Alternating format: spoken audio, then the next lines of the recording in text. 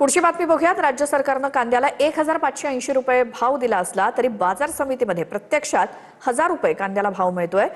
कांद्याला किमान 2000 रुपये प्रति क्विंटल भाव द्या अशी मागणी शेतकरी करतायत, तर कांदा साठवून ठेवल्यामुळे सडण्याची भीती शेतकऱ्यांना वाटते।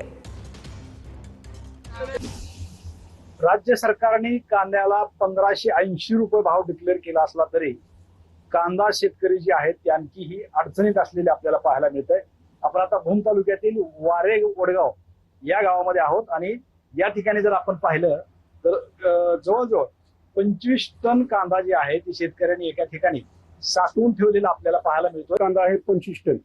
25 टन आता काय करायचं ह्याचं? आता काय भावावर विकायचं? भावावर भावच नाही सर। किती भाव आहे आता? आता 1000-1100 जाते। 1100 1000 ते 1100। आणि किती खर्च झाला? खर्च आला 2 लाख 2.25 लाख रुपये आला खर्च। त्यामुळे ह्या वर्षी नुकसान भरपूर आहे। काय मागणी आहे तुमची सरकारकडे? सरकारकडे मागणी आम्हाला 2000 तरी भाव मिळावं। श्रीराम क्षीरसागर, TV9 मराठी, धाराशिव।